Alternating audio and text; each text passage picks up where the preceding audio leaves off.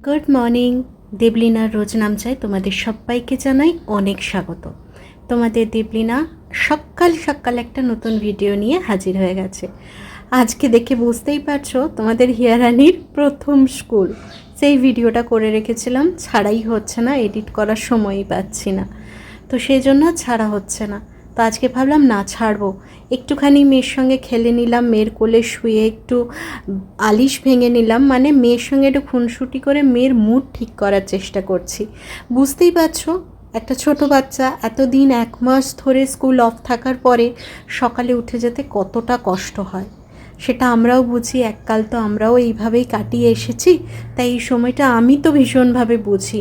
কেউ বুঝুক আর না বুঝুক, মানে আমরা যখন একটা স্টেজ পেরিয়ে যাই তখন দেখবে আগের স্টেজটাকে ভুলে যাই, যে আমরা ওই দিনটা কাটিয়ে এসেছি, তখন আমাদেরও বিরক্ত লাগতো। কিন্তু বিশ্বাস করো আমি সেই দিনটা, মানে সেই দিনগুলো খুব ভালোভাবে বুঝি, যে আমাদেরই বিরক্ত লাগতো তাহলে তো আমার বাচ্চার লাগবেই, তাই সেটা নিয়ে ওর উপরে বিরক্ত হই না। চলো, ব্যাগে দেয়নি, ব্যাগের পাশে দিয়েছি।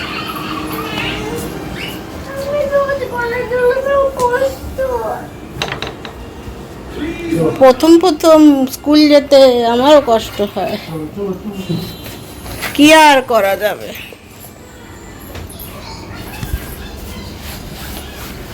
দেখি একটু হাসি হাসি মুখটা দেখি, এদিকে হাসো একটু। ব্যাপক হাসিটা দিলি। হাসি হাসি মুখ নিয়ে যেতে হবে মা সকালবেলা।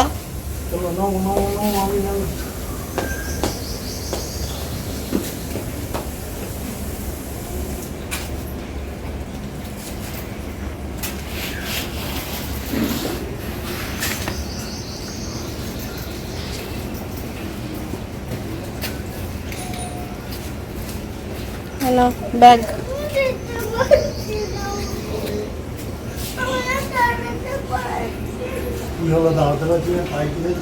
পাটা দে, ওই প্যাটেলটা পা দে। আমি তুলে দেবো।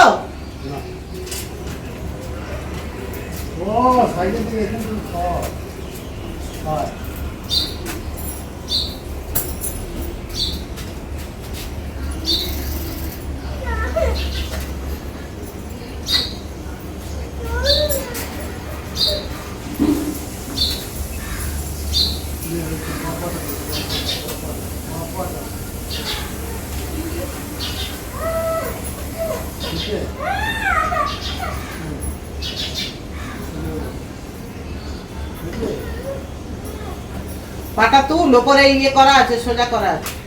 Tata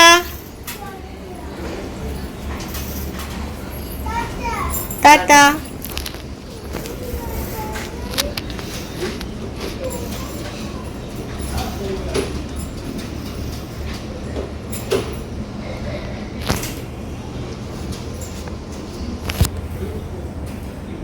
good morning. আবার সকাল থেকে রুটিন শুরু। তোমাদের হিয়ারানি চলে গেল স্কুল। প্রথম দিন তো একটুখানি কান্না কান্না বেরিয়ে আসছে, ওর ঘুম ভাঙছে না, ওর ভালো লাগছে না।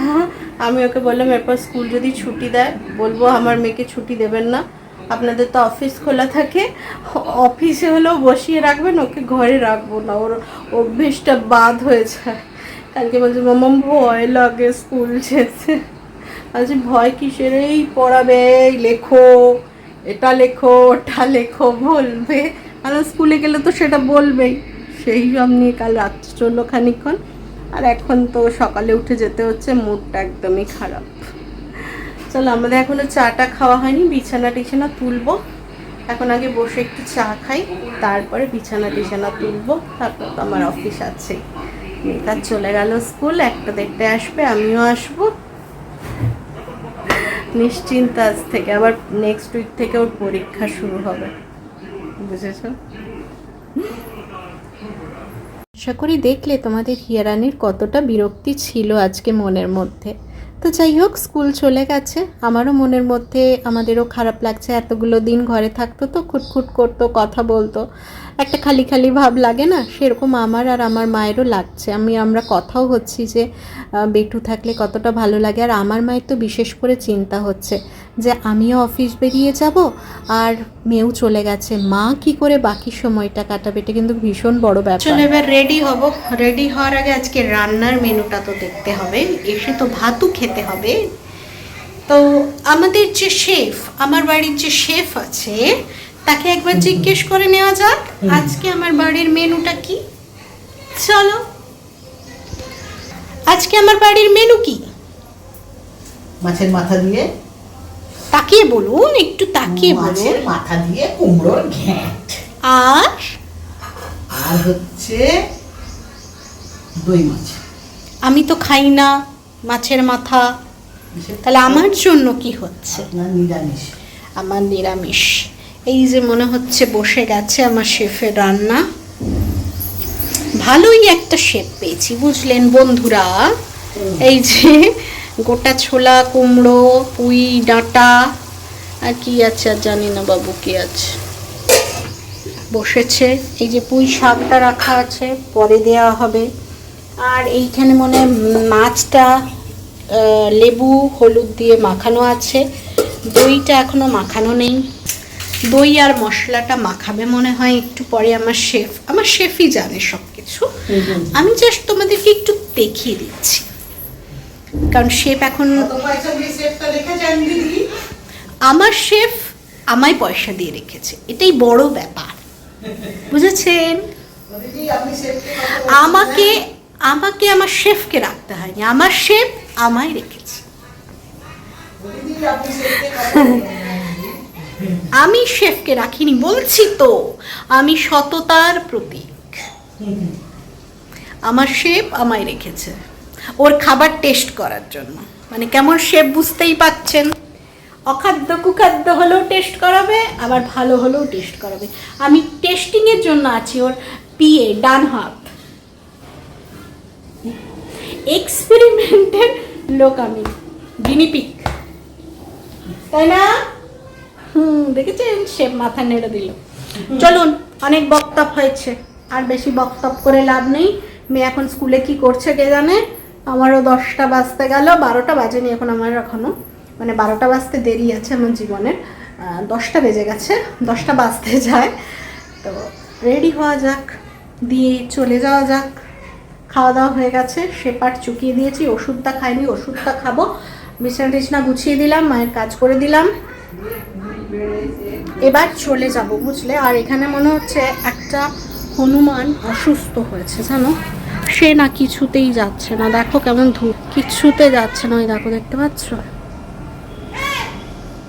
ওই যে ডাকছে পাশের বাড়ি থেকে, দেখতে পাচ্ছ, এই যে বসে আছে, খুব জোরে জোরে নিঃশ্বাস নিচ্ছে, আর কোনো হেল নেই। এখানে কুকুরটাও দেখো ওকে আঁচড়াচ্ছে, কামড়াচ্ছে, মানে ওকে ইয়ে করার চেষ্টা করছে, তাতেও ওর কোনো হেলগুম নেই, মনে হচ্ছে খুব অসুস্থ। আর ওই বাড়ি থেকে আন্টিটা ডেকে যাচ্ছে, অথচ ও না কিছুই সারা মানে যাচ্ছে না, জোরে জোরে নিঃশ্বাস নিচ্ছে আর বসে আছে এবং ঘাড় গুপচি করে।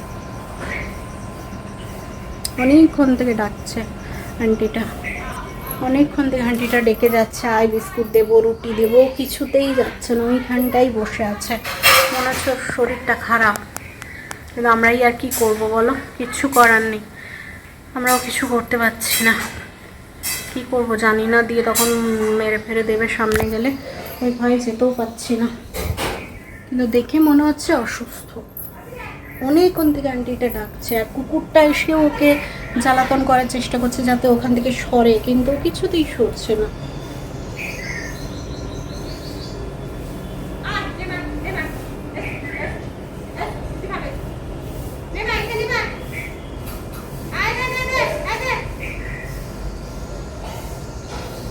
কিছুতেই যাচ্ছে না জানো।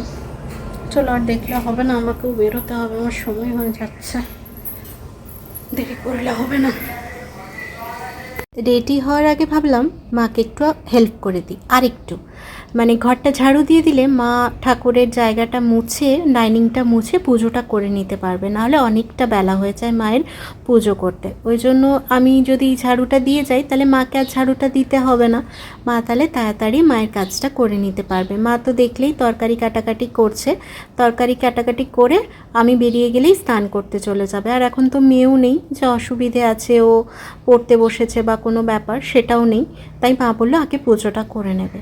তাই আমি ঝাড়ুটা দিয়ে তারপরে রেডি হব, তারপরে বেরিয়ে যাব। হ্যাঁ, আজকে একটু হয়তো 5 মিনিট লেট হবে, তবে সেরকম কোনো বড় ব্যাপার না, 10টা থেকে 10:30টার মধ্যে ঢুকলেই হয়ে যায়। তো সেই জন্য অতটা চাপ নেই। তাই একটুখানি মায়ের কাজটা এগিয়ে তারপরেই ঝটাপট রেডি হব। আর আজকে তোমাদের সঙ্গে রেডি হওয়াটাও শেয়ার করব। দেবলিনা কিভাবে রেডি হয়, দেবলিনা কত সাজুগুজু করে তোমাদের আগে দেখিয়েছি অবশ্য, তবে আজকে একটু ইচ্ছে গেল রেডি হওয়াটা দেখাই। কারণ সত্যি কথা বলতে তোমরাও মিস করছো, আমিও তোমাদের মিস করছি। তবে সত্যি কথা, এতটা সময় অফিসে চলে যাচ্ছে না যে আমি কি ভিডিও করব, কি ভিডিও ক্লিপ নেব, আমি না বুঝে উঠতে পারছি না। তাই যা যা করছি, যখন যেটা করছি, রেডি হচ্ছি কি যাই করছি, মনে হচ্ছে এইটুকু ক্লিপ নিয়ে রাখি, যদি মনে হয় তখন শেয়ার করে দেবো, যদি মনে না হয় তখন শেয়ার করব না, কিন্তু নিয়ে রাখি। কারণ আমার কাছে ভিডিও স্টক ভীষণ কম, কারণ টাইমটাই এত কম যে আমি আসল সময়টাই বেরিয়ে যাচ্ছি, তাই ভিডিও কিচ্ছু নেওয়া হচ্ছে না। আর মাকে প্রত্যেক দিন বলে যাচ্ছি, মা একটুখানি ক্লিপ নিয়ে রেখো না, মা একটু রান্নার ক্লিপ নিয়ে রেখো, তোমাকে কোনো কথা বলতে হবে না, যা বলার আমি পরে বলে দেবো, তুমি জাস্ট ক্লিপটা নিয়ে রেখো। কিন্তু মা না রোজ ভুলে যাচ্ছে, জানো তো। আর এদিকে আমার মাও একটু আদর করে দিল, দেখো আমাকে হামি দিয়ে, মেয়ে থাকলে এটা পারে না, ও কিছুতেই করতে দেয় না। অফিস থেকে চলে এসেছি, দুপুরের কি মেনু সেটা তোমাদেরকে দেখাবো এবার। হ্যাঁ, এই যে দই মাছ, ঘন্ট, আর একটুখানি মা আমার জন্য আলু সেদ্ধও দিয়েছে। আর জানো তো আমি মাছের মাথা দিয়ে তরকারি খাই না, নিরামিষ তুলে রেখেছে, তাও মা বললো আমি আলু সেদ্ধ খেতে একটু বড়ি দিয়ে মাখা ভালোবাসি, তাহলে একটু দিয়ে রাখি, সেই জন্যই দিয়ে রেখেছে। তো চলো এবার খাওয়া দাওয়াটা করে নেওয়া যাক। খাওয়া দাওয়া করেই চলে এসেছি একটা গিফট আনবক্সিং করতে। এই গিফটটা শর্টটা তোমরা দেখে নিয়েছো অনেকেই, তো লং ভিডিওতে এটা শেয়ার করছি। এইটা আমার মেয়ের জন্য আমি একটা মডিউলার ড্রয়ার অর্ডার করেছিলাম। তো আমি এইটা ভালো করে দেখছি, এটা সেট করব কিভাবে ভাবছিলাম, ইনস্ট্রাকশনটা হয়তো দেওয়া আছে, কিন্তু সত্যি কথা বলতে দেওয়া নেই, জানো তো। খুব প্রবলেম হচ্ছিলো, কিছুতেই বুঝতে পারছি না কোথা থেকে কি করব, কোনটা কী দেবো, এটা একটু নতুন ধরনের, তো সেজন্য ভীষণ অসুবিধে হচ্ছিলো। এখান থেকে ঢোকাচ্ছি, ওখানে বার করছি, কিছুতেই করতে পারছি না। তো এটা আমার মেয়ের জন্মদিনের গিফট আমি দিয়েছি। তো ওর বই খাতাগুলো বাইরে বাইরে থাকতো, তাই ভাবলাম এটা একটা দিয়ে দিই, ওর কাজের জিনিস হবে, দিনে দিনে বড় হবে, বই খাতা বাড়বে, জিনিসপত্র বাড়বে, সমস্ত কিছু, ওই জন্য এটা দিয়ে দিই। তো এই দেখো আমার সেটও কিন্তু কমপ্লিট, অনেক ঝড় ঝঞ্ঝা বইয়ে সেট কিন্তু অ্যাটলিস্ট করে নিয়েছি। আমার কিন্তু গিফটটা খুব পছন্দ হয়েছে, জানো তো। তোমাদের কেমন হয়েছে অবশ্যই জানিও। আমার মনে হয়েছে যে এটা খুব কাজের হবে আমার মেয়ের জন্য। তো চলো, আজকের ভিডিওটা বড্ড ছোট হয়ে গেল, আমি জানি এত বড় ছোট ভিডিও দিলে হয়তো তোমাদের ভালো লাগবে না, তবে কিছু করার নেই। আবার পরের দিন নতুন কোনো ভিডিওর সাথে অবশ্যই দেখা হবে। তো চলো আজকের মতো টাটা, সবাই ভালো থেকো, সুস্থ থেকো।